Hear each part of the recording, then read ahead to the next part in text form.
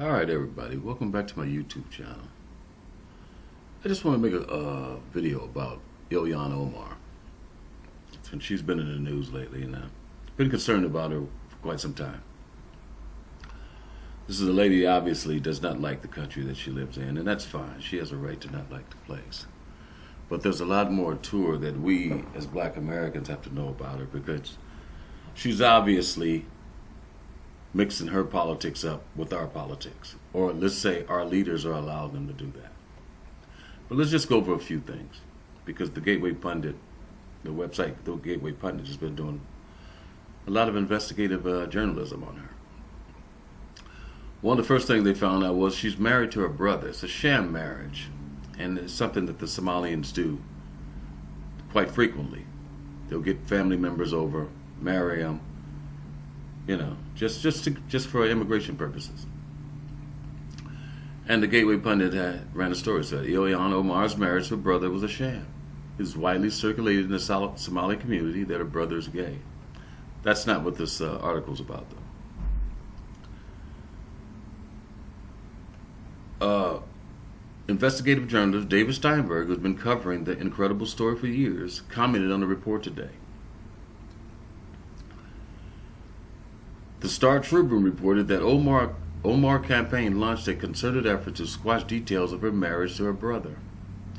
Obviously, Omar is afraid of the information of her wedding to her brother in 2009 go public. Here he is with his gay friends. What is interesting is that Ilhan continued to deny her marriage to her brother. There is clear evidence that she is lying. As we reported on Tuesday, the birth date of her husband, brother, on the wedding certificate matches the birth date of her brother's school papers. So they're just saying that they matched up all the paper, and they figured out that this was a scam marriage. And they all know this in the Somali community. The story about Ilhan marrying her brother is well known, and is a very common thing among Somali people in the diaspora. Ilhan had a child with her real husband while married to her brother to get him U.S. residency and ultimately obtain U.S. citizenship. This is a clear example of someone who does not respect the laws of this country and probably thinks that the Sharia marriage with her actual husband is the one that counts. And that's probably right. She's Somalian, and you know, she probably wouldn't respect the Western culture and laws. But anyway, let's move on, because we want to talk about her dad. This is very important to know, because Somalia is obviously a war-torn country. It's still to this day in complete shambles. Now the same Gateway Pundit, the same website, reports that Ilhan's father and other Somalian war crimes perpetrators now live illegally in the U.S. Ilhan's father was in the army in Somalia. Okay, it was a horrible civil war. They say they themselves barely got out of the country alive. Far left communist Minnesota representative Ilhan Omar's father and other Somalian war crimes perpetrators are currently living in the United States. Omar's father, Nur Oman Muhammad, aka Nur Saeed Elmi Muhammad, is connected to the former dictator of Somalia, Saeed Barre. Nur and other former Barre accomplices are living illegally in the U.S. Here there are pictures of him. He was a security guard. Here he is in the army.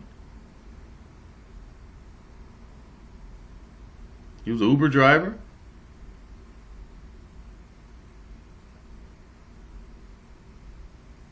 Yeah. Omar's father, Muhammad, is living in the U.S. He and other Somalis like Yusuf Abi Ali, who killed thousands for Barre, escaped to the West and were not vetted properly before entering the country. Barre was a dictator and connected to Cuban dictator Fidel Castro, as well as other dictators around the globe. Here's with Gaddafi, Castro. Now, Barre, you have to understand too, Barre was backed by the United States. And they tore the country up. And so these people, people like Ilhan, do have a legitimate grievance because the United States had a lot to do with what has happened in Somalia. But that's not where she's at now. She obviously sees this country as an enemy country, and she has infiltrated the government. So this is her dad. This is her background. This is where she's from. I'll leave links, and you can read the articles and do your research yourself. But let me go to this, and we're gonna wrap this up. Here's the same website. They did a great series on here. The same ideology led to genocide in Somaliland. Somali American speaks out against Ilhan extreme ideology and anti-Semitism. And you would think that because all of them wouldn't be as angry as she is. Some of them would be very thankful that they are in an adopted country that's safe and their children can go as far as they want here. But some are angry, as Ilhan is. But there's some who are concerned. They don't want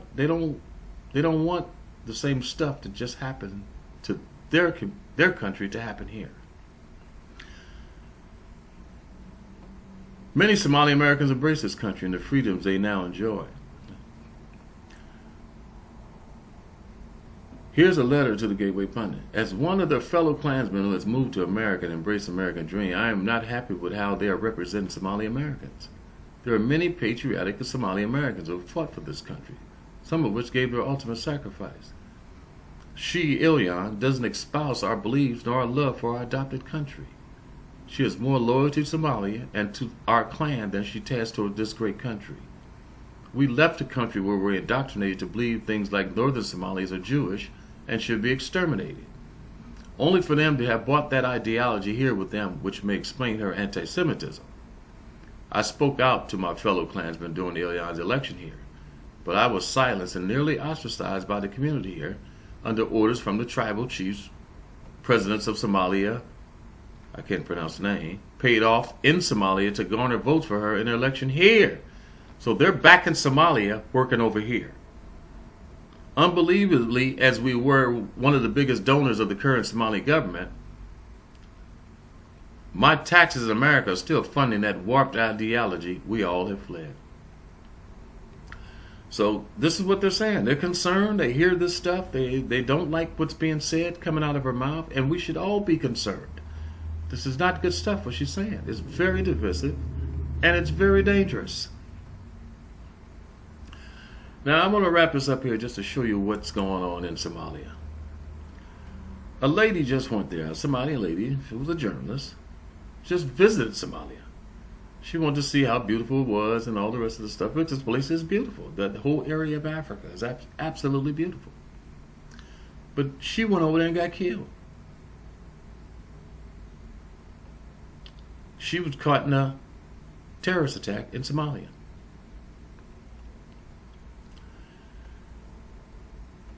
Nalaya put her dreams on hold. She told herself she'd pick up her passion to work in education once her son grew older.